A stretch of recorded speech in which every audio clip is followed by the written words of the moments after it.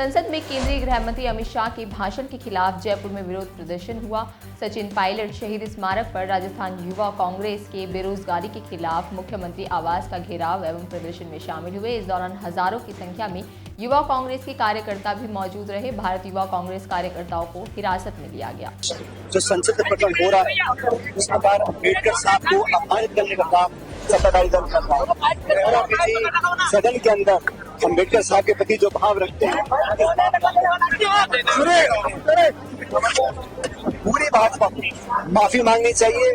इस प्रकार अम्बेडकर साहब जो हमारे संविधान के निर्माता थे उनके प्रति आप अपमान वाले भाव रखते हो, देश में ठेस पहुंचे लोगों को, पूरे देश में आंदोलन लोग कर रहे हैं। तो ये घमंड और अहंकार का परिचय है जहां पर भाजपा ने इस प्रकार के शब्दों का प्रयोग अम्बेडकर साहब के लिए किया। जयपुर में प्रदेश वासियों को स्वस्थ और सुखद जीवन के मंत्र देने के उद्देश्य से आयोजित चौथे SK world health and wellness fest का शनिवार 20 दिसंबर को दूसरा दिन रहा। संस्कृति युवा संस्था और IIEMR द्वारा एसके फाइनेंस के सहयोग से फेस्ट आयोजित किया गया, जो कि को पावर्ड बाय INA सोलर है। जवाहर सर्किल पर योगाचार्य ढाका राम के निर्देशन में योग सेशन के 7 दिन की शुरुआत हुई। इस दौरान संस्कृति युवा संस्था के अध्यक्ष पंडित सुदेश मिश्रा, आयोजित समिति के chairman Amit Agarwal, SK finance के मैनेजिंग डायरेक्टर व CEO राजेंद्र सेतिया समेत कई गणमान्य लोग व बड़ी संख्या में स्कूली बच्चे मौजूद रहे। 2 दिवसीय फेस्ट में 33 से अधिक सेशन में UK, अर्जेंटीना, जर्मनी सहित 4 देशों के 100 से अधिक देशी विदेशी स्पीकर भाग लिया। इस मौके पर अभिनेता राहुल देव ने ह्यूमन बॉडी रेयर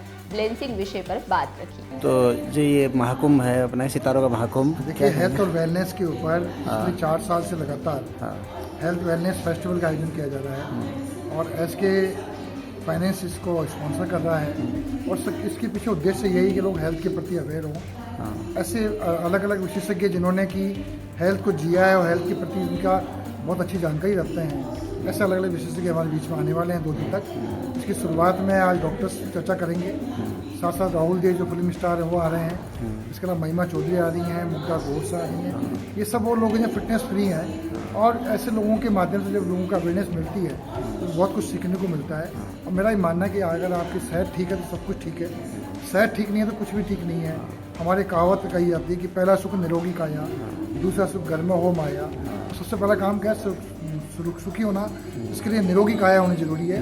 तो निरोगी काया रखने के लिए लोगों को जागरूक करने के लिए ये 2 दिन तक कार्यक्रम चलेंगे, 21 और 22 दिसंबर। तो हेल्थ के लिए जो लोग यहाँ नहीं आ पाए तो उनके लिए क्या टिप्स? उसके लिए हम लोग यूट्यूब के माध्यम से और भी माध्यमों से, मीडिया के माध्यम से लोगों को जानकारी देंगे। और एक सबसे बड़ी बात हम तो ये कहना चाहते हैं, इतना अच्छा सेशन जब जयपुर में हो रहा है तो लोग अधिक से अधिक संख्या में इसमें आना चाहिए। दिल्ली सरकार ने बाबा साहेब डॉक्टर अंबेडकर के नाम पर स्कॉलरशिप देने की घोषणा की है। इसे अंबेडकर सम्मान स्कॉलरशिप नाम दिया गया है। इस योजना के तहत दिल्ली समुदाय के छात्रों को विदेश में पढ़ने के लिए सहायता राशि दी जाएगी। दिल्ली के पूर्व मुख्यमंत्री अरविंद केजरीवाल ने कहा कि इस योजना का लाभ सरकारी कर्मचारियों के बच्चे भी उठा पाएंगे।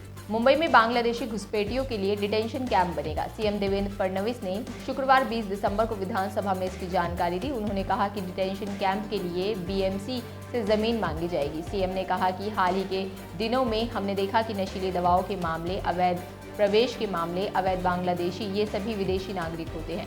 उन्हें सीधे हमारी जेलों में नहीं रखा जा सकता, उन्हें डिटेंशन कैंप में रखेंगे। इसलिए BMC ने हमें डिटेंशन कैंप बनाने के लिए ज़मीन दी है, लेकिन वह ज़मीन डिटेंशन कैंप के मानकों के अनुरूप नहीं है, इसलिए हमने BMC से दूसरी ज़मीन मांगी है। शतरंज के स्टार खिलाड़ी D गुकेश को भारत सरकार ने एक बड़ी खुशखबरी दी है। उन्होंने हाल ही में वर्ल्ड चेस चैंपियनशिप का खिताब जीता था और $1.3 मिलियन की प्राइज मनी लेकर देश वापस आए थे। इस पर उन्हें भारी टैक्स चुकाना था, लेकिन सरकार ने इससे राहत दे दी है। गुकेश को $13 लाख की पुरस्कार राशि मिली थी, जो भारतीय करेंसी में 11 करोड़ 45 लाख रुपए होती है। भारतीय टैक्स के नियमानुसार इस राशि पर 30% टैक्स, 15% सरचार्ज और 4% सेस लगता है। कुल मिलाकर गुकेश को 4 करोड़ 9 लाख रुपए का टैक्स चुकाना पड़ता। इन तमाम खबरों पर क्या कहना है आपका, हमें कमेंट बॉक्स में जरूर बताएं। बाकी इसी तरह की और तमाम जानकारी के लिए आप बने रहिए द फ्रीडम न्यूज़ के साथ।